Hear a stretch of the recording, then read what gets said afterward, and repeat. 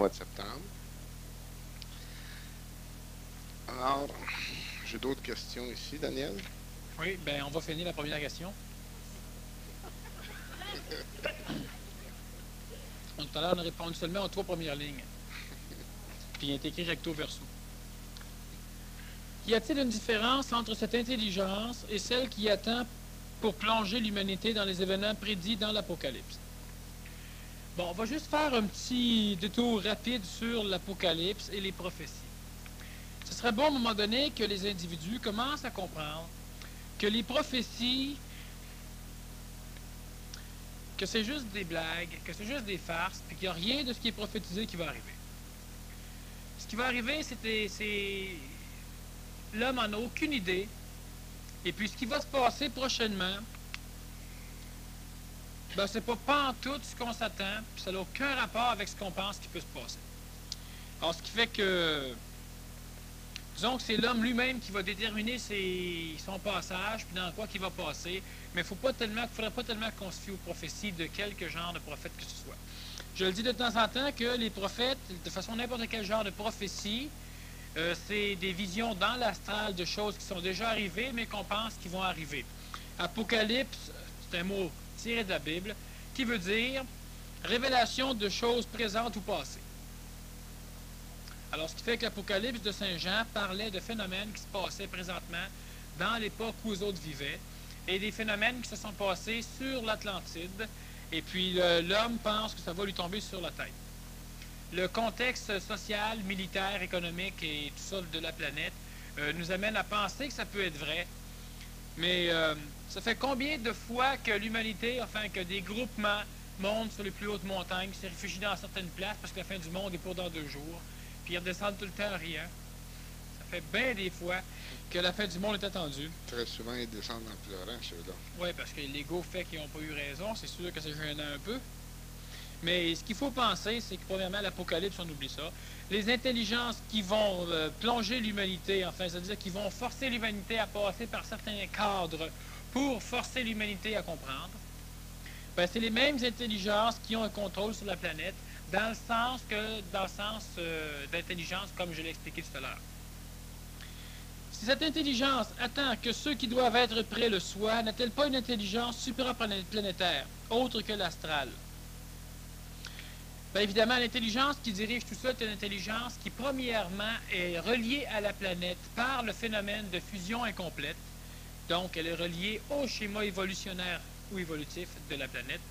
Et elle est aidée par une forme d'énergie, l'énergie supramentale, qui est extraplanétaire. Je fais ça vite parce que si on passe 1 heure par question, il y a 15 papiers. Pourquoi une intelligence issue d'un autre système solaire aurait-elle eu le privilège du droit d'aîner sur cette planète avant les hommes de notre évolution? Bon, premièrement, il faut bien comprendre que les hommes de notre évolution sont des formes d'énergie qui s'expriment sur la planète Terre et qu'ils viennent eux-mêmes d'un autre endroit, disons d'une autre planète. Alors, ce qui fait que l'intelligence qui a amené l'essence même de l'expressivité humaine sur la planète Terre, c'est elle qui présentement dirige aussi. Alors c'est donc normal, si on parle du droit d'aîner ou le droit de diriger la planète avant l'homme, tout ce qu'il peut diriger comme planète, c'est des problèmes. Alors ce qui fait qu'il y a une énergie, disons, un peu plus supérieure à l'homme qui vient diriger ça ici. L'humanité même sur la planète, quand elle est apparue ici, c'était simplement une forme d'expérience, donc une forme d'évolution, parce que sur la planète Terre, l'homme est là à titre d'expérience, c'est-à-dire que c'est un phénomène d'évolution. L'humanité au complet, il faut bien comprendre que la galaxie et que les galaxies environnantes sont dans un phénomène d'emprise par le temps, et ils doivent tous évoluer. Et ces phénomènes-là, autant supérieurs soient-ils, tant qu'ils sont dans notre continuum, c'est-à-dire dans l'espace-temps, reliés au temps et à l'espace, ne sont pas dans une évolution achevée, donc parfaite. Ces entités-là, ces formes d'énergie-là, ont donc instauré dans l'univers des moyens, donc ils font une forme d'étude, on peut dire, ce qu'on appelle l'expérience et l'évolution. Ils ont donc essayé de former des moyens permettant aux formes d'énergie les moins vibratoires de pouvoir amplifier leur vibration de la manière la plus rapide possible. ce qui fait que ces formes d'entités presque divines, donc au niveau du plan divin, toujours relié à la planète Terre, ça n'a aucun rapport avec le Père de Jésus à la fin de son temps, ces entités-là vont donc tenter des formes d'expérience dans différents contextes, comme par exemple une planète, comme par exemple une planète Terre. Alors, ce qui fait que nous autres, on est donc présentement, disons, on est des phénomènes d'expérience, et si l'expérience s'avère être correcte, bien, l'expérience va se répéter sur d'autres planètes, et si c'est le meilleur moyen d'évolution, ben, il va y avoir plusieurs planètes qui vont pouvoir accueillir une forme d'être, qui vont lentement, au cours de millions d'années, évoluer comme la race humaine l'a fait. Mais maintenant, c'est déjà prouvé que l'expérience planétaire a été un fiasco. Alors, ce qui fait que, pourquoi? Parce que pour permettre cette expérience-là, on devait développer une forme d'énergie attractive qui garderait sur la planète Terre les énergies qu'on lui enverrait pour leur évolution. Et cette forme d'énergie attractive-là est évidemment la mémoire, donc l'ego. Et tout ce qui est similaire à la forme mémorielle reliée à la planète reste donc à la planète. Et c'est donc à partir de ce phénomène égoïque-là qu'il y a eu une identification planétaire, mais qui s'est faite de deux façons. Donc, il y a eu deux identifications au niveau de l'astralité planétaire. Et ça a créé des conflits dans les origines, disons, de l'instauration du contexte astral dans une espèce d'entité vivante, disons l'homme, un peu avant la venue, disons, d'Adam, donc d'un autre apport d'énergie extraterrestre, et ça a créé certains conflits qui ont permis à la race humaine de voir le jour, mais d'une façon non prévue, c'est-à-dire non prévue par les énergies supérieures. La race humaine a vu le jour créée par une entité égoïque, par une entité rebelle, donc par une entité satanique. Alors, ce qui fait que, présentement, ben, notre race, notre planète Terre est donc entre les mains d'une entité, donc de forme d'énergie extérieure, extraplanétaire, et c'est normal, c'est eux autres qui ont amené l'expérience humaine sur la Terre. Puis quand je dis expérience, toujours dans le but, il faut bien comprendre, de trouver un moyen pour que la galaxie, pour que le super-univers lui-même finisse par, disons, on appelle ça fusionner les 7 plans de l'univers, le vital, la matière, le vital, l'astral, le mental, le supramental, le bouddhique et le divin, pour pouvoir se libérer du temps. Daniel, tu as mentionné que l'expérience planétaire de l'être à date était un fiasco. Mais les grands initiés, tels que Jésus, et puis... le grand initié tel que Jésus, les autres, disons, subalternes, Saint-Germain, Moïse, Salomon, toute la gang d'alchimisme, ainsi de suite. Pourquoi qu'ils n'ont pas expliqué simplement à l'être? On dit tous que l'être n'est pas prêt à comprendre. Mais moi, je pense que si ça avait été expliqué clairement, si ça avait été fait dans un but d'être expliqué clairement, l'être aurait évolué bien plus rapidement. Aujourd'hui, on explique des choses clairement. Il y a quelques individus, très peu à Montréal, qui expliquent des choses clairement. L'être d'aujourd'hui, c'est correct, on dit que le mental, ainsi de suite, ça prenait le mental pour le capter. Mais je pense que si ça avait été fait il y a 20 ans, les êtres l'auraient compris, puis le taux vibratoire se serait ajusté. Si ça a été fait pour ces bonhommes-là... Il y a 2000 ans, on a tenté l'expérience. Fiasco total. On a crucifié le bonhomme.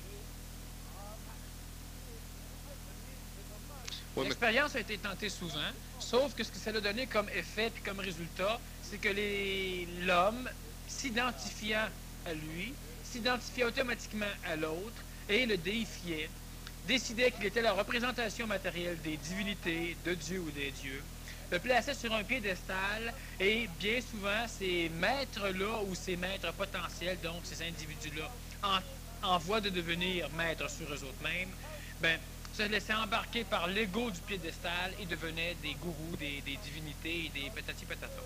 Alors, ce qui fait que toutes les fois qu'on essaie d'expliquer clairement, ben, la personne qui explique clairement se voit déifiée, se voit personnalisée d'une autre manière, se voit donc contrainte à agir ou à réagir sous l'emprise de l'astral de tous les individus qui lui sautent sous le dos et qui veulent le manier pour que cet individu-là puisse supporter leur bagage de souffrance, leur bagage égoïque, leur bagage astral.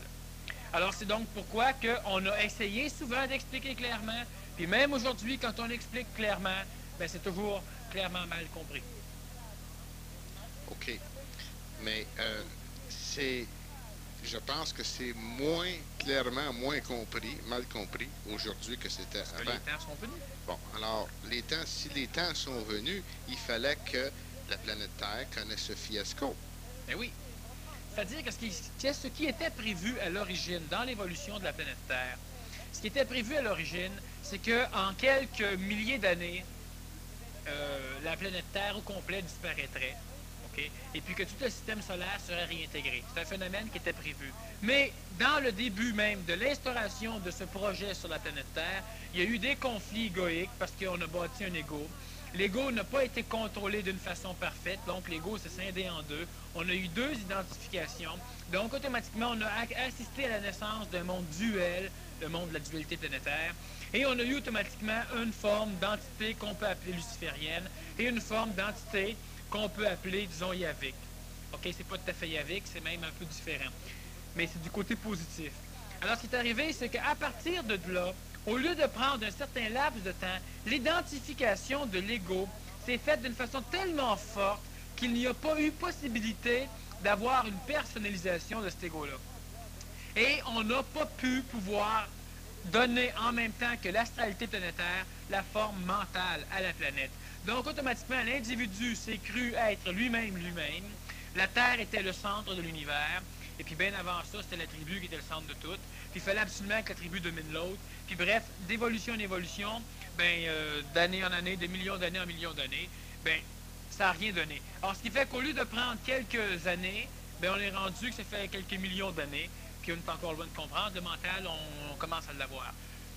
Ce qui devait, à l'origine, être donné à la planète Terre, c'était un physique, un vital, un astral et un mental. Ça, c'était donné. La Terre a accepté le physique, elle a accepté le vital, l'astral, il y a eu le conflit là, puis on n'a jamais pu avoir de mental. Présentement, on arrive à avoir un mental qui n'est pas encore identifié chez la totalité de l'espèce humaine, qui n'est pas personnalisé chez la totalité ou presque la totalité des espèces nord-américaines ou américaines, mais européennes. Et quand il va être personnalisé, là, on va en être rendu à l'étape où on aurait dû partir. Alors, ce qui fait que c'est un fiasco total en ce sens-là. Étant donné que l'univers est relié au temps, mais que c'est infini le temps, l'univers n'est pas pressé. On se fout que la Terre ait perdu du temps. Mais ce n'est pas un moyen adéquat. Alors, ce qui fait qu'il y a d'autres genres d'expériences qui se passent ailleurs, dans d'autres plans, où il n'y a pas nécessairement de planète Terre, où il n'y a pas nécessairement de phénomène dans le genre. Parce que l'univers qu'on voit, il y a d'autres univers autour qui ne sont pas bâtis de la même manière que le nôtre. Lorsque tu dis qu'au point où on en arrive, disons soit la sixième race ou l'ère du Verseau, là, où les gens vont être en contact avec le supramental, j'imagine que c'est ça que tu voulais dire, qu'au début, c'était à ce niveau-là qu'on aurait dû partir. Il y a des initiés qui prétendent qu'on est parti à ce niveau-là, qu'on était téléguidé avec l'énergie supramentale. Et puis, d'ailleurs, c'est de là que vient l'histoire du paradis terrestre, qu'au paradis terrestre, à ce moment-là, il y a eu, ça s'est brisé, le contact s'est brisé, et ainsi de suite. Mais pourquoi c'est arrivé, ça? Ça, je te dis, c'est que le mental, l'homme, ce qui ne te donnait pas à l'homme, à la planète Terre, pour son évolution, c'était les 4 plans planétaires. C'est d'ailleurs pourquoi que c'est les seuls plans que sur la Terre. Hein? Le reste, c'est extraplanétaire. Ce qui est arrivé simplement, c'est qu'on a instauré le physique, on a instauré le vital, la vie, on a instauré l'émotivité. Après ça, on a commencé à instaurer la parcelle mentale, mais l'émotivité, elle, s'est scindée en deux. Il y a eu, de toute façon, tu n'as qu'à relire la genèse de la Bible, disons, à partir de ce que je dis là, puis je pense que ça va être drôlement plus clair, le phénomène de ces plans-là, quand ils ont été amenés sur la planète Terre. C'est pas fait en 7 jours, là, évidemment, là, mais disons que... Mais ce qui est arrivé, c'est justement ça, c'est que juste quand la parcelle mentale a commencé à être instituée, les parcelles égoïques avaient eu le temps, OK, de grossir et de s'amplifier. C'est un phénomène typiquement planétaire. Donc, on s'est identifié en ayant une parcelle mentale. L'ego s'est identifié à la divinité suprême. Donc, il s'est identifié au maître. Donc, il s'est identifié au manipulateur. Donc, il a voulu tout gérer et tout organiser. Et à partir de ce moment-là, quand il a eu la possibilité de raisonner des choses, donc de comprendre des choses, cette possibilité-là, il l'a eue prématurément. L'ego n'avait pas fini de se parfaire, parce que l'ego, pour pouvoir accepter une forme mentale, doit se personnaliser, ce qui n'est pas encore tout à fait achevé chez l'homme présentement. On a souvent une identification personnelle, mais une personnalité nationale ou une personnalité de groupe selon l'âge aussi. Les jeunes ont une personnalité de groupe, bon. Mais il y a une identification propre. Vu que ça, c'était pas complété, certains individus, par l'apport d'une forme égoïque mentale, donc il y avait un ego et un mental, ce qu'on appelle d'ailleurs le sphère, une forme d'énergie a amené un mental prématurément à une forme d'énergie qu'on appelle l'homme, qui n'était pas encore suffisamment complétée dans sa phase de développement au niveau de l'astral pour pouvoir réussir à ne pas manipuler, donc pouvoir réussir à comprendre, en étant personnalisé, l'utilité d'une forme mentale. Ce qui fait que les individus égoïques non prêts recevant le mental ont pu s'emparer de cette énergie mentale-là pour l'assujettir à leur propre désir, donc à l'ego. Donc, depuis ce temps-là, on a un ego qui contrôle une forme mentale, et le mental n'a jamais pu se développer parce qu'il ne servait qu'à l'ego, et l'ego ne s'en servait que pour se développer lui-même. Donc, l'ego planétaire ou l'ego individuel a gonflé. Et cet ego-là a dû être, à un moment donné, disons, gonflé encore plus par des énergies intelligentes pour permettre, en ayant une immense mémoire, donc une immense expérience, c'était maintenant la seule solution, donner de l'expérience à l'homme, alors il y en a vu de toutes les couleurs, pour pouvoir réussir à aider son mental à continuer à se créer, parce que les énergies intelligentes ne pouvaient plus, à partir de ce moment-là, amener l'énergie mentale à l'homme. Pourquoi? Parce que du moment qu'une forme de connaissance arrivait à l'homme, l'ego s'en emparait, tripait dessus, puis l'ego se croyait automatiquement être le donneur, au lieu de se voir étant le receveur. Et à partir de ce moment-là, automatiquement, les énergies supérieures ne peuvent plus avoir de contact avec l'être humain, parce que l'être humain n'est qu'égoïque, l'être humain s'empare automatiquement d'une forme. L'égocentricité humaine a même pris un corps matériel pour en faire une forme égoïque. Alors tu t'identifies à ton corps, en plus de t'identifier à ta vie, en plus de t'identifier à tes émotions. Parce que si on laboure ton corps ou si on magane ton corps, ça touche ton psychologie. Si tu es faible, fatigué ou si tu meurs, tu as peur de la mort, donc ça touche ta psychologie. Et si je te crie des bêtises, ça touche encore ta psychologie. Alors l'ego s'est tellement identifié à lui-même et au plan inférieur, donc il y a eu descendre dans l'enfer, descendre, c'est-à-dire que l'ego qui avait une forme vibratoire X, ben, a baissé sa vibration d'identification pour même s'identifier à la matière. Donc, il y a eu un rabaissement, réellement une descente aux enfers, en ce sens-là. Une chose absolument inutile et aberrée. Alors, ce qui fait qu'automatiquement, du moment que tu donnes une parcelle d'intelligence à un homme comme ça, automatiquement, il s'en empare et il descend au niveau de la matière. Donc, les énergies ne font qu'être descendues par l'homme. Alors, donc, tu coupes le contact, tu ne peux pas expliquer à l'homme. Tu essaies d'expliquer, l'homme te met en divinité s'il ne comprend rien, ou bien non, il se prend pour la divinité s'il comprend tout, puis il essaie même de t'éliminer, pour pouvoir, après ça, avoir la parole, puis toi. Hein? Alors, ce qui fait que ce phénomène-là a simplement empêché des entités supérieures de venir là. Après le passage du Nazaréen, le Nazaréen, quand il est passé ici, devait être la synthèse entre les forces lucifériennes et les forces yaviques. Mais pas parce que ça devait être, parce que ça se trouvait être un cheminement pour lui. Alors, lui passant ici, a donc augmenté le schéma astral de la planète. Il a donc augmenté le schéma astral dans le sens spirituel de la planète. Donc, il n'a pas pris, il a obligé l'homme à prendre des énergies qui ne pouvaient pas être rabaissées à la matière, donc à les laisser où ils étaient. Alors, les religions servaient à ça, mais le Nazaréen est venu donner vraiment une immense forme d'énergie à ça. C'était pas sa mission, je le redis souvent, mais c'était un des résultats, en tout cas, de son passage sur la planète Terre. Et aujourd'hui, on arrive à un plan d'évolution où ce que le mental, généré par l'astral, arrive à un point où ce qu'il peut s'identifier, où bientôt il va se personnaliser. Donc, on va pouvoir rentrer en contact avec ce qu'on aurait dû rentrer en contact. Tu bâtis une planète Terre et tu la mets immédiatement en contact avec l'énergie galactique, qui, elle, va diriger l'évolution de la planète. Donc, Dieu va pouvoir, le Dieu, disons, dans les cieux va pouvoir diriger chaque être humain, chaque parcelle de matière ici, pour la rendre divine, donc pour augmenter son taux vibratoire à un point tel où il va peut-être pouvoir y avoir fusion entre ça, ou contact avec d'autres plans, comme le plan bouddhique ou le plan divin. Mais c'est pas arrivé, parce qu'il y a eu sciemment, donc en rapport avec une énergie égoïque, qui a eu un début de mental, et qui a voulu la répandre, ce mental-là, le donner immédiatement à l'homme, mais c'était pas le temps.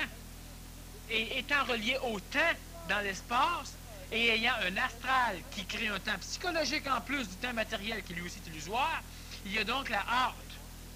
Et ayant la hâte, ben, il a fallu que l'homme fasse, ou qu'on l'oblige, qu'on manipule l'homme à faire quelque chose de non correct au bon moment.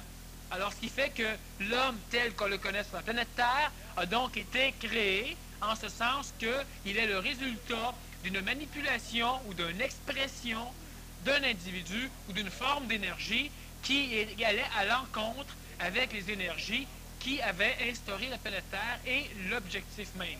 Donc, l'homme a été créé par Lucifer.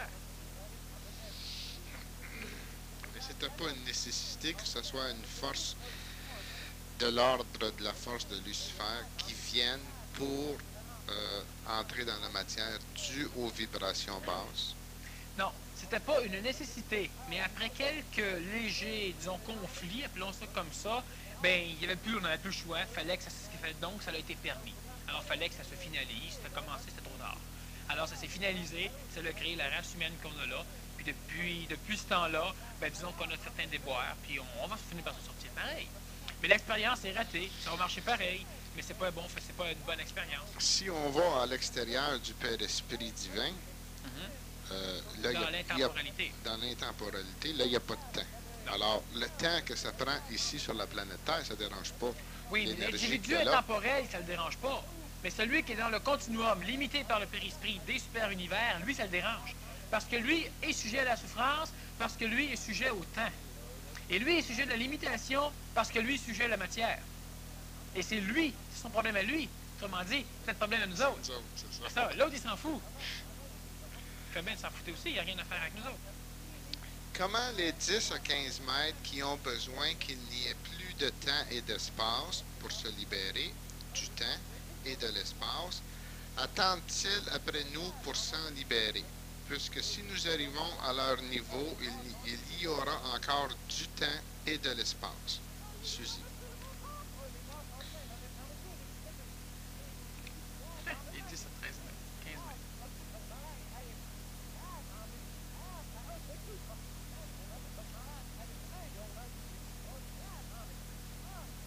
Bon, simplement, comme tout à l'heure j'expliquais, c'est que ces maîtres-là, ils sont obligés, on dit chargés, de forcer l'humanité à évoluer pour faire monter le schéma vibratoire et le schéma de conscience de la race humaine pour l'amener au même niveau que les autres. Et à partir de ce niveau-là, ces maîtres-là vont s'arranger pour que l'humanité ou la masse, rendue à leur niveau, fusionne les corps qui sont présentement évolués. Donc, automatiquement, on devient des milliers de maîtres. Et ensemble, on peut former une forme d'énergie suffisamment puissante pour attirer dans l'univers des formes d'énergie supérieures. Donc, on forme une espèce de terre qui, par son attraction au niveau de l'amour, va pouvoir attirer des formes d'énergie bouddhiques ou divines. Ce qui fait que ces maîtres-là, une fois que des millions d'humains vont avoir rejoint leur rang, vont être capables maintenant d'entrer en contact avec une énergie du fin fond de nos super-univers. Alors, ces maîtres-là n'attendent pas, ils provoquent des événements pour forcer l'humanité à rentrer dans l'âge d'or le plus rapidement possible, pas pour que l'humanité évolue par rapport à l'humanité, parce que ça, c'est de l'absurdité astrale, mais simplement parce que quand les hommes vont être rendus à leur plan, à ces maîtres-là, alors ces hommes-là vont pouvoir fusionner les plans, et donc on va pouvoir créer une espèce d'immense noyau qui va, disons, remplacer le schéma planétaire et qui va attirer des énergies de beaucoup plus supérieures à l'énergie supramentale qui est présentement attirée par l'énergie mentale. Mais le rôle réel de l'homme n'est pas... Le rôle des maîtres, c'est pas d'aider l'humanité. Et le rôle de l'homme, c'est pas d'aider les maîtres. Le rôle de l'homme, c'est, disons, le rôle, on dit rôle encore là parce qu'on n'a pas d'autres mots. Mais une chose qui est sûre, c'est que le cheminement de l'homme, cheminement qui est donc manipulatif parce que l'homme n'a pas le choix, hein? Tu retournes en arrière, tu t'en vas sur un élastique, tu regrettes en avant, tu n'as rien à faire, il va falloir que l'homme avance. Et l'homme, ce qu'il aurait à faire, normalement, pour pouvoir se libérer plus rapidement des phénomènes qui le retiennent, ben, c'est de réussir à personnaliser.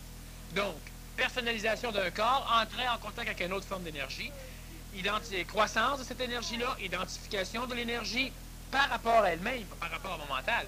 C'est pas mon mental qu'il faut qu'il sache qu'il est en contact avec une énergie supramentale. Il faut que ce soit ma parcelle supramentale qui sache qu'elle est en contact avec mon énergie mentale. C'est ça, une identification. Mon mental sait que j'ai des émotions. Mon émotivité sait que j'ai un mental.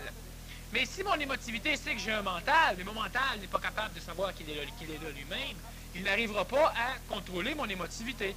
Donc, mon émotivité, sachant qu'il y a un mental, elle est dans un état d'identification, de personnalisation, et elle a une connaissance en plus, donc une autre forme d'expérience, qui lui dit qu'il y a une parcelle intelligente en elle, intellectuante. Mais le mental, quand il s'identifie à lui-même, il sait qu'il est là. Il se personnalise. Donc, il réfléchit selon un processus qui est typique de lui. Un processus typique de lui, c'est un processus qui n'a pas été bâti par la manipulation de l'astral. Donc, le mental ne travaille pas selon ce que l'astral aura dicté, selon ce que l'astral aura construit. Et comme l'astral est planétaire, notre mental, présentement, travaille tous similairement pareil. Le mental de la race, par exemple, européenne, le mental de la race, évidemment, disons, africaine, c'est différent. Ils ont leur astral à eux autres. Mais tout le monde, donc ces races-là, ont un mental similaire. Mais quand l'homme arrive à avoir un mental typique, bâti par son propre mental, donc sa propre énergie mentale qui commence à s'auto-générer des programmes, donc qui commence à grossir, alors il n'est plus relié à la forme astrale. Donc, quand tu as ça, tu as une personnalisation mentale et tu as évidemment un contact supramental du moment que le mental commence à se développer. Mais l'identification de l'énergie supramentale va se faire quand le supramental va savoir qu'il est là. Sinon, présentement, il n'y a qu'un mental qui cherche à entrer en contact avec une énergie supramentale, mais l'énergie supramentale, elle ne peut pas réfléchir dans l'homme. Donc, elle ne sait pas, elle, qu'elle est attirée par l'homme, cette énergie supramentale-là. Quand l'ajusteur de pensée rentre réellement en contact avec l'homme, il y a identification au niveau de l'énergie supramentale. Par après, il y a une personnalisation qui va se développer. Donc, l'énergie supramentale va devenir typique de l'individu. Toujours en relation avec le reste, mais il y a une personnalisation au niveau de l'individu. Par après, si tu fusionnes ces corps-là, tu deviens un maître. Mais tu restes stagnant. Pourquoi? Parce qu'étant fusionné, tout le schéma de ton énergie qui circulait en toi, relié à un phénomène planétaire, va t'empêcher. Je n'expliquerai pas trop ça pour l'instant, si on va y revenir plus tard, c'est très, très, très, très haut. Mais l'énergie même d'un corps fusionné ne peut pas permettre la même attraction vibratoire qu'un schéma d'énergie non fusionné. Pourquoi? Parce que le schéma d'énergie non fusionnée, donc les énergies physiques, etc., jusqu'à l'énergie supramentale, sont en relation continuelle avec chaque plan particulier de la planète, ce qui fait que l'énergie qui est fusionnée est une énergie différente du plan planétaire, mais en relation intime avec le temps. Donc, elle reste reliée au schéma planétaire en termes d'évolution, mais elle n'a pas le même pouvoir d'attraction sur les énergies supérieures parce que son état étant différent, il est limité à la quantité de mètres qu'on connaît. Si toi, par contre, tu augmentes tes schémas vibratoires sans les fusionner, c'est-à-dire que tu restes personnalisé au niveau de tes corps, tu arrives au contrôle de tes corps, tu rentres en contact avec d'autres énergies sans vouloir créer l'agglomération, donc sans vouloir quitter le corps planétaire, le corps physique aussi. Ce qui va arriver, c'est que ton corps vital, ton corps physique, ton corps astral, mental et supramental, c'est en relation avec la totalité de l'astralité planétaire, de la vitalité planétaire, de la matière planétaire, du mental planétaire, du supramental planétaire. Mais toi, à l'intérieur de tout ça, tu es personnalisé. Donc, tu as un schéma d'attraction immensément plus vaste que la personnalité fusionnée qui, elle, n'a plus la même forme de vibration que la planète Terre, mais très similaire, donc elle ne peut pas y échapper. Mais elle ne peut pas attirer le même genre d'énergie parce qu'elle n'a pas la même forme d'attraction. Donc, elle va attirer à elle, non pas une énergie divine, qui, elle, ne peut être attirée que par une énergie bouddhique, qui, elle, ne peut être attirée que par l'énergie supramentale, qui, elle, ne peut être attirée que par l'énergie mentale, mais ayant fusionné tes corps, tu n'es plus mental, ni supramental, ni vital, ni astral, ni physique. Tu ne peux donc pas attirer l'énergie bouddhique. Tu n'es pas suffisamment puissant pour le faire. Donc, en agglomérant 1 million de mètres autour de toi, tu crées un noyau, donc un soleil, qui va être suffisamment puissant pour attirer ces énergies-là. Mais l'être humain qui ne fusionne pas a donc la totalité des plans inférieurs, donc des plans planétaires, et le mental planétaire que lui peut connaître, donc entrer en relation avec, va attirer l'énergie supramentale, qui va pouvoir attirer l'énergie bouddhique, qui va pouvoir attirer l'énergie divine, ce que le Nazaréen a fait. Et là, il y a fusion des 7 centres, donc des 7 focalisations d'énergie.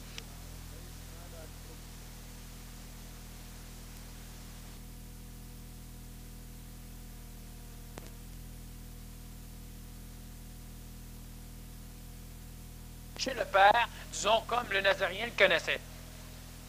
Daniel, suite à ce que tu viens de dire, je pensais justement à un tas de choses que, disons, qui ont fait partie de mon évolution et de mon cheminement. Et puis, j'en suis venu à la conclusion suivante. Tout dans la vie, à quelque plan que ce soit, est dépendant du taux vibratoire et la loi d'attraction.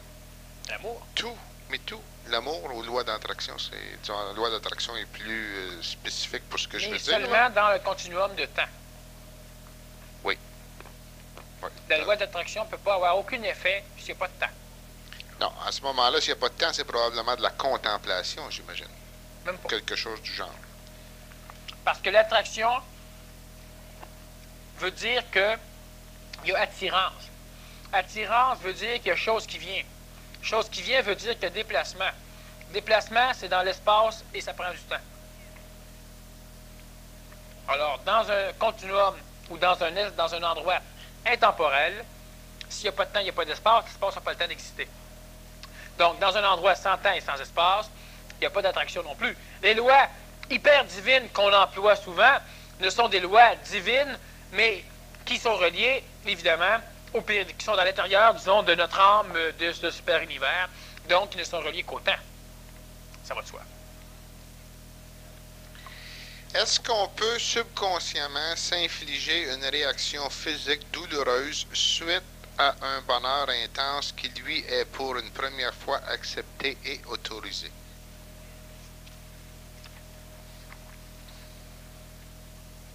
Oui. Est-ce que c'est pour balancer à ce moment-là, tel qu'Aurobindo le faisait, Marcel Pouget, ces gens-là? Pour balancer? Quand c'est subconscient, ça peut être pour balancer, mais c'est plus souvent qu'autrement. Ça peut être surtout un phénomène de culpabilisation. Donc, un phénomène de réajustement, c'est un balancement, mais qui va être causé par une culpabilisation interne. Donc, l'individu ne mérite pas ou inconsciemment ne croit pas mériter tel genre de bonheur absolument extraordinaire, ce qui fait qu'il peut donc automatiquement, par réaction inconsciente, s'infliger des phénomènes de souffrance. Mais ça peut effectivement être un phénomène de balancement créé par l'ego, dans ce sens que l'individu augmente tellement son schéma vibratoire qu'automatiquement un conflit, une lutte intérieure pour empêcher cette élévation vibratoire-là. Donc, il y a souffrance, douleur, d'un phénomène, en tout cas, pour pouvoir, disons, alléger le phénomène de montée vibratoire, de bonheur. Hein? Et ça peut être un autre phénomène énergétique, en ce sens que si ce bonheur-là est causé par une énergie supérieure, et non pas par un contexte, disons, dans les plans planétaires, automatiquement, en plus de la lutte, il peut aussi y avoir une transformation physique. Donc, l'ego va vibrer plus haut, donc il se sent heureux. On parle pour une forme de bonheur extraplanétaire, là, un bonheur extraterrestre. Et automatiquement, pour réajuster, donc, c'est-à-dire qu'il y a une métamorphose, il y a une mutation qui va opérer, et ça peut créer des douleurs. Disons que c'est les 3 formes de douleurs qui peuvent être générées dans 3 cas totalement différents de bonheur intense. Maintenant, lorsque, aux Indes, avant Aurobindo, et du temps d'Aurobindo, qu'on a découvert cette énergie, cette supraconscience, le supramental, qui prenait énormément de temps à se préparer pour arriver à recevoir cette énergie. Ce que l'on faisait, c'est que ce qu'on connaissait comme moyen pour arriver à ça à ce moment-là était de balancer justement. Il y avait quelque chose de bien qui passait, tu allais chercher du mal pour le balancer. Et c'est comme ça que ces gens-là ont atteint, se sont préparés pour recevoir l'énergie supramentale, soit sur une base régulière ou dépendamment de chacun. Là. Mais c'était excessivement long. Aujourd'hui, il y a 2 personnes qui, disons, dans la région de Montréal, ici, enseignent, selon moi, quelque chose qui est de beaucoup plus rapide et de beaucoup plus effectif que cela. Il y a toi qui est un de ceux-là qui dit qu'il faut observer. La personne qui va observer son bonheur, Daniel, est-ce que dans les 3 exemples que tu as donnés tantôt... Le bonheur, automatiquement. Oui. Alors là, au lieu d'avoir ça et ça et ça, elle s'en va sur une ligne droite. Là. Alors là, il n'y aura pas besoin de négatif puis de se faire mal pour compenser pour le bonheur. Il va y avoir bien-être. Va rester, mais sans l'expressivité que l'ego peut en faire. Donc, il n'y aura pas de bonheur. Mais tu ne perds pas de ton taux vibratoire. Il y a un bien-être au lieu de bonheur. Oui, il y a un bien-être qui est observé, donc que tu ne prends même pas conscience. C'est ça. Alors, c'est de beaucoup plus rapide que ces gens-là utilisaient. Maintenant, l'autre personne qui enseigne qu'il faut canaliser les énergies et les regarder simplement, et puis se foutre de tout ce qui se passe, ça fait exactement la même chose aussi. Alors, disons que c'est à peu près le même... Mais oui. Alors, c'est pour ça que c'est très important de s'observer tel que tu l'enseignes. Quand tu vis une émotion, colère par exemple, si tu t'observes que tu en ris, si tu t'observes que tu en ris... Qui en rit? Ben là, je sais pas, là, moi j'ai de la misère à lire, là. Je vais recommencer. Qui trouve ça drôle, l'astrologie? Bon, OK. C'est très bien écrit, c'est parce que j'étais encore de la misère à lire, là. Dans une autre énergie. Quand tu vis une émotion, colère par exemple, si tu t'observes que tu en ris, qui trouve ça drôle? L'astral ou le mental? Quand le physique est touché par une forme de manipulation, le physique est accidenté, le physique est blessé ou n'importe quel genre de choses comme ça, celui qui va observer le phénomène va être énergie vitale surtout. Quand l'énergie vitale est fatiguée, donc quand l'énergie vitale est maganée ou que le physique est magané, que l'individu a un corps astral, l'astralité peut remarquer ça. Et quand tu as une émotion, une colère, que tu t'observes et que tu en ris, bien, c'est évident que celui qui va en rire ne sera pas le mental. Par contre, le mental peut observer, le mental va donc analyser, et le mental analysant, l'astral lui fait confiance. Il y a plusieurs parcelles dans l'astral, hein, et c'est pour ça qu'on a plusieurs, il faut qu'on fusionne notre astral pour commencer. Alors, il y a une parcelle de l'astral qui fait confiance aux facultés intellectuelles du mental, va donc attendre le résultat, c'est-à-dire que moi, je dis que mon gâteau, il est réussi, ou que mon gâteau est manqué. Mais je ne suis pas trop sûr, ou mon ego veut être bien convaincu que je peux continuer à broyer plus fort parce qu'il est manqué. Je broye parce que mon gâteau il est manqué. Puis tu rentres dans la maison, fait que là, je peux broyer plus. Tu peux-tu aller voir, regarde mon gâteau, il est manqué. Là, tu vas voir, tu reviens, ah, il est manqué. Ah, là, tu peux broyer au coton. Mais le mental, c'est comme toi. Tu regardes, non, il est merveilleux, puis je viens d'y goûter, puis il est super bon. Ah, là, t'es fait. C'est qui est fait? C'est l'astral. Mais l'astral qui a une colère, qui s'observe, va, vu que le mental peut rentrer en fonction, c'est pas l'astral qui va le placer en fonction, mais à un moment donné, le mental finit par pouvoir se mettre en fonction d'observation. Vu qu'il est en fonction, l'astral va donc attendre, tu restes en colère, mais l'astral va attendre que le mental vienne confirmer son état de colère et les raisons. Et le mental analysant, puis trouvant qu'il n'y a rien là, parce que le mental, il ne peut pas arriver à donner une raison pourquoi tu es en colère. Sauf si c'est l'astral qui se prend pour le mental. J'ai raison d'être en colère, il m'a écrit une bêtise. C'est pas le mental, ça, là. Ça, en plus, c'est un jugement, c'est réellement pas mental. Alors, ce qui va arriver, c'est que le mental donnant une réponse, ton gâteau, il est bon, c'était mieux, je veux dire non, il n'y a absolument rien. Bien, l'astralité qui fait extrêmement confiance, parce que notre astral fait énormément confiance à notre mental. Hein, parce que tout ce qu'on gère aujourd'hui, c'est mental. C'est pour faire plaisir à l'astral. Mais l'astral, il laisse le mental travailler comme qu'il veut. Il essaie de le manipuler, mais il fait confiance. Alors, ce qui va arriver simplement, c'est qu'une fois que le mental a donné son verdict, bien là, l'astral, bien, faisant confiance, il va demander au mental. Puis après 4-5 fois comme ça, bien, il n'y a rien. Puis il n'y a même plus rien qui peut passer parce que l'astral est en train l'astral a besoin d'un support pour s'exprimer. Et le support, normalement, le mental va le confirmer. Ah, mon char, il n'est plus là. Je me le suis fait voler. Bon, ça ressemble à quelque chose de mental. C'est mental. C'est évident que ton char, il n'est plus là. Tu le vois bien, essaie de t'asseoir dedans, de savoir qu'il n'est plus là, ton char. Ça ne va plus être mental, ça va être physique. Bon. Mais ce qui va arriver, c'est que ton astral va se servir de cette base mentale-là comme support pour s'exprimer. Là, tu pars à broyer. Il faut que j'aille chercher mes assurances. C'est mental, ça. Mais tu le dis en broyant parce que l'astral en profite en même temps. Alors, tout ce que tu as à faire, c'est mental. Mais l'astral en profite comme support pour s'exprimer. Mais quand le mental dit qu'il n'y a plus rien, tu veux t'exprimer sur un phénomène, ton char, il est là. Ah, ben là, se fait voler, il est là. Ben, toi, le mental te dit que ton char, il est là, puis toi, l'astral veut broyer qu'il n'est plus là. Fait que si tu te fies à ton mental, ben, l'astral ne peut plus broyer, le char, il est là. Parce que tu pensais qu'il avait stationné là. T'sais? Fait que, automatiquement, ce que le mental observe, c'est qui rit? Ben, c'est l'astral qui rit de lui-même. C'est pour ça que c'est drôle en tabarnouche. Le mental, il rit pas, le mental, il s'en fout, le mental. L'astral vient colorer le mental émotivement. Oui, mais si le mental vient s'observer, l'astral ne le colore pas, l'astral le laisse faire pour espérer avoir une accréditation sur la forme, disons, la colère. Là, le mental, il amène de quoi? Que la colère ne peut pas affiter dessus pantoute. Fait que donc, elle continue à s'exprimer, mais vu que tu t'observes, tu veux t'observer, donc c'est pas en une seconde.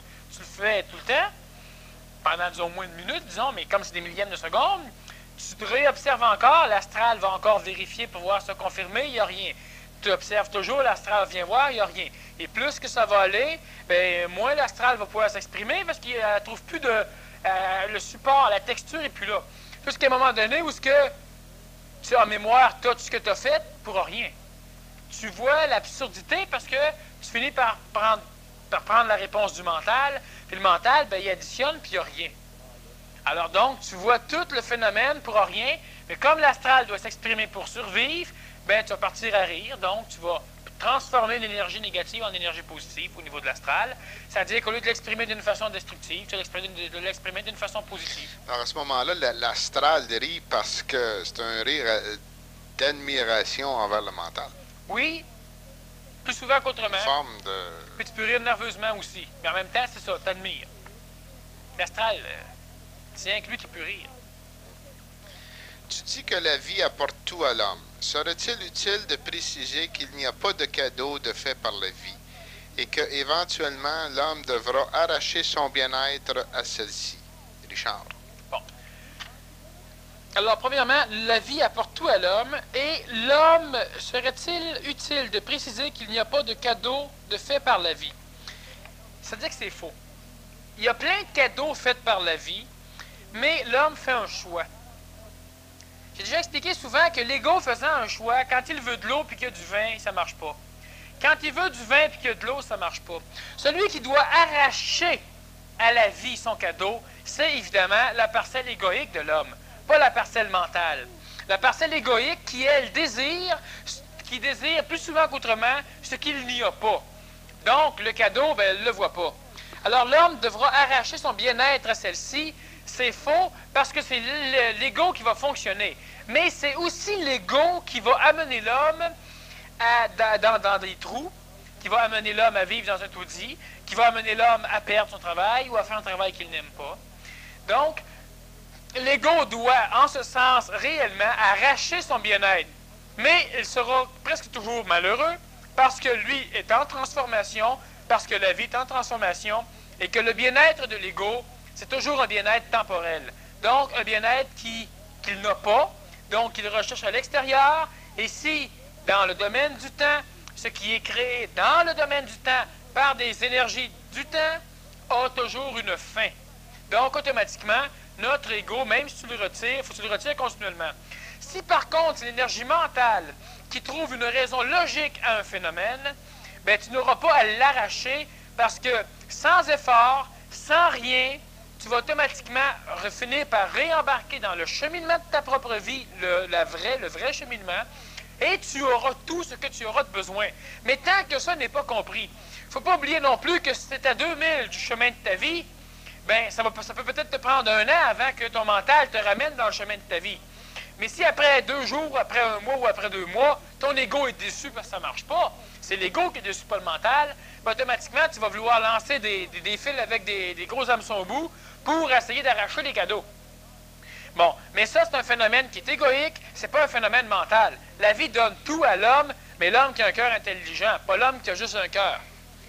Mais tout dépend, Daniel, à qui on dit cette phrase-là. C'est ça que je te dis. À Parce une personne que qui est juste psychologique si ou juste le astrale, public a besoin d'entendre dire qu'il faut qu'il passe par la souffrance pour réellement finir par entrevoir qu'à un moment donné, il n'y en aurait plus de souffrance, que tout est là, ben, ça le fait travailler. C'est juste ça que ça va faire. C'est un cheminement qui est plus long.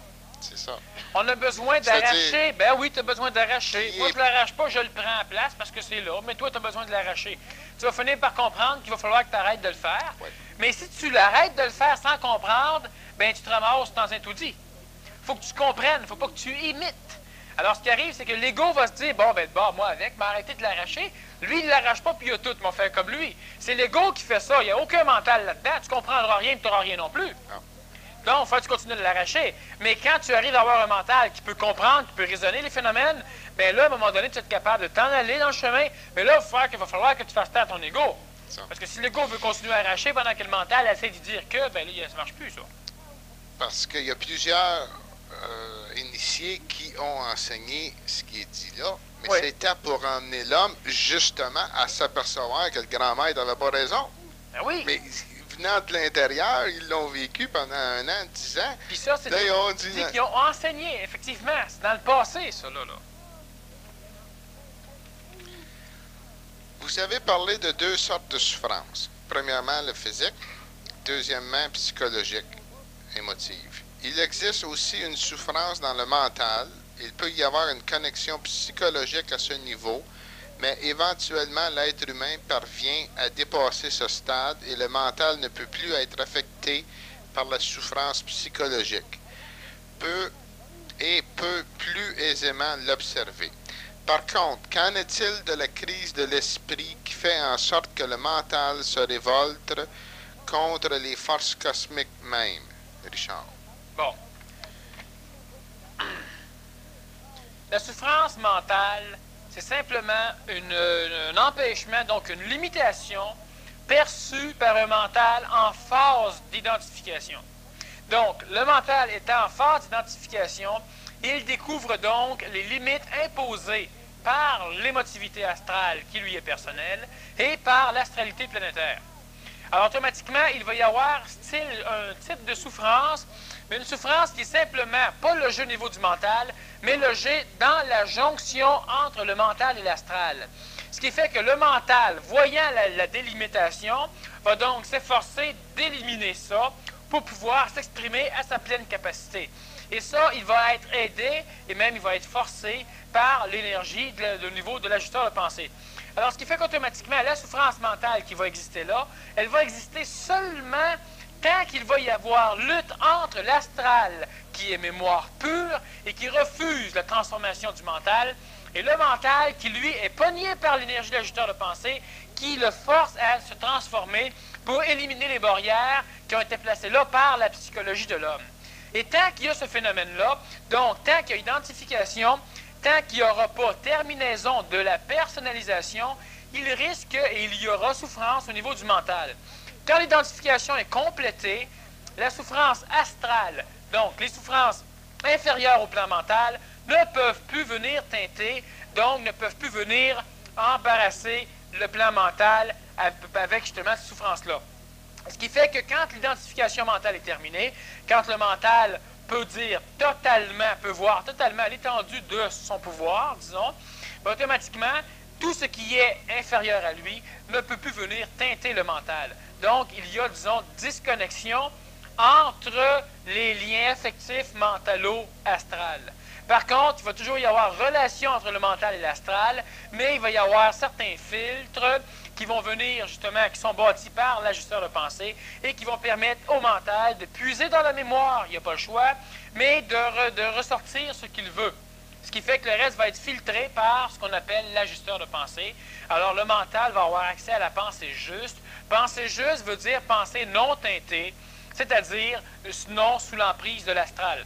Et l'individu même qui va finir par pouvoir éliminer les douleurs ou les souffrances au niveau de son mental, les souffrances inférieures, mais lui-même, rendu là, n'aura que quelques souffrances mentales qui seront, évidemment, d'un ordre absolument différent de ce qu'on connaît présentement, et qui seront liées simplement à la transformation au niveau du cheminement du mental. C'est-à-dire que le mental, ayant appris, parce qu'il est issu de l'astral, à travailler avec l'astral, devra maintenant, une fois identifié, apprendre à oublier, donc à déformer des mémoires mentales, à oublier les traces, donc les programmes, laissés par l'astral dans sa matière, et il devra réapprendre à travailler avec une énergie supérieure à l'énergie supramentale. Donc, dans cette transformation-là, donc dans cette destruction de mémoire, donc de programme mental, il y aura encore souffrance jusqu'à la terminaison de la personnalisation du mental, où ce que là, il n'aura plus souffrance. Maintenant, Daniel, au fur et à mesure justement que l'individu passe par ces différentes phases, j'ai l'impression, et je suis porté à penser, que l'individu développe sa sensibilité de plus en plus.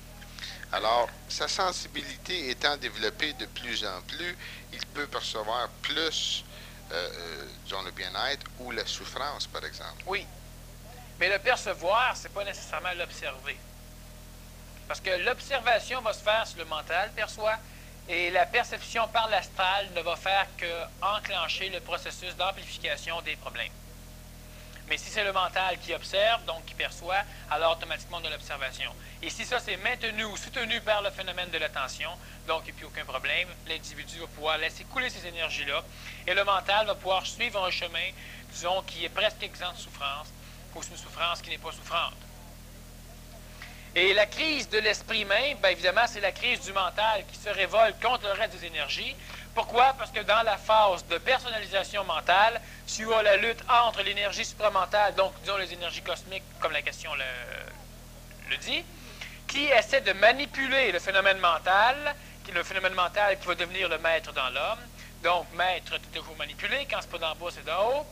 Alors donc, qui essaie de manipuler le phénomène mental pour l'obliger à se transformer selon ce que le supramental veut, et lutte entre l'énergie astrale, donc l'astral veut empêcher le mental de se transformer. La crise du mental face aux énergies cosmiques, c'est simplement quand le mental est encore trop lié aux mémoires de l'astral, donc quand le mental ne veut pas détruire ses mémoires, ses programmations mentales bâties par l'astral, et le mental veut rester un être humain ordinaire, par exemple, où le mental aimerait ne plus souffrir, le mental aimerait comprendre juste certaines choses qu'il ne peut pas comprendre, c'est pour ça qu'on lui fiche la paix. Ficher la paix, c'est qu'on veut que l'énergie supramentale cesse de le manipuler pour le transformer. Il veut rester comme qui est, c'est-à-dire qu'il veut rester assujetti à l'astral, tout en pouvant manipuler l'astral. Parce que le mental, un jour, arrive à la fin de l'identification à devenir le maître de l'astral, donc des corps inférieurs, mais il découvre en même temps qu'il est manipulé par l'énergie supramentale et légèrement, pendant un certain laps de temps, cette crise-là peut être engendrée par l'ego qui a tendance à se former au niveau du mental, ce qui est déjà arrivé au niveau de notre début qu'on parlait tout à l'heure, au niveau des problèmes quand l'homme est arrivé sur la planète Terre. Et l'ego qui va se former au niveau du mental, la mémoire mentale de programmation, qui découvre qu'elle est maître, va vouloir rester le maître. Mais elle n'aura pas le temps parce que l'énergie supramentale étant de beaucoup plus forte que les énergies inférieures qui n'ont pas pu empêcher l'éclatement de l'ego sur la planète Terre, va donc empêcher l'ego mental de gagner. Alors, ce qui fait que tu as donc une crise à un moment donné, le mental est en colère, le mental fait une crise. Soit pour que les liaisons astrales le laissent en paix, soit que pour que les liaisons divines ou supramentales ou cosmiques le laissent en paix. Alors donc ça, c'est la crise, justement, la crise de l'esprit par rapport aux énergies cosmiques où il est carrément tanné, il ne veut plus rien savoir. C'est pour ça qu'il est très important que l'être devienne son propre maître. C'est le but d'ailleurs de l'évolution. Disons que c'est le prochain cheminement de l'homme. l'homme va devenir une personnalité à part. Et comme seul une entité, un individu, seul à part, peut arriver à connaître. Hein? On dit souvent que tu crois en masse, mais que tu connais seul. Mais c'est normal, parce que pour arriver à exprimer une forme d'énergie supérieure sous forme de connaissance au niveau de ton mental, ben, automatiquement, tu dois le personnaliser. Et le personnalisant, tu le connais. Mais le personnaliser, ça veut dire le dégager de la masse. Ça veut dire qu'il devient une entité propre à lui-même. Donc, automatiquement, la connaissance vient en personnalisant et l'individu va être de plus en plus seul, puis c'est normal, c'est-à-dire qu'il peut se tenir en masse, mais il va être seul dans son propre cheminement parce qu'il doit personnaliser le phénomène. Lorsqu'il y a savoir, c'est individuel. Automatiquement, parce qu'il y a savoir personnalisé dans un individu qui a une personnalité astrale, ce qui est quasiment tout le cas pour tout le monde, et qui a une personnalité mentale, ce qui n'est pas le cas pour tout le monde. Ça, puis si on le regarde sur l'autre côté, quand on dit que nous sommes matière et qu'il y a lumière et que la lumière descend dans la matière, ça ne descend pas en masse, ça peut descendre en masse, mais c'est perçu individuellement. Et ce n'est pas un individu Quand l'énergie extraterrestre, l'énergie supramentale, va recouvrir la Terre, comme le mental la recouvre et comme l'astral la recouvre, tu auras un savoir de masse. Mais présentement, tu ne peux que croire en masse parce que seule l'énergie astrale, entre autres, une parcelle, l'énergie mentale ne recouvre pas encore la planète dans son intégralité, mais l'énergie astrale, oui. Donc, la masse peut être en contact avec l'énergie astrale, ce qui fait qu'elle est reliée à l'astral. Mais la connaissance mentale ou supramentale, qui ne recouvre pas encore le mental, pas tout à fait, il recouvre surtout les parties nord de la planète Terre, et le supramental très peu. Alors, quand on va avoir un mental qui va envelopper et un supramental qui va envelopper, la masse va être rendue à l'état de conscientisation totale au niveau supramental. Présentement, la masse n'est que conscientisée au niveau de l'astral parce qu'il n'y a que l'astral qui enveloppe la Terre au complet, disons, dans le plus haut cheminement vibratoire. Le mental presque et le supramental très peu. Alors, c'est pour ça. Alors, sur ce, Daniel, on termine la deuxième partie de cette conférence. Nous prenons une pause de 15-20 minutes et puis on vous revient pour la troisième partie.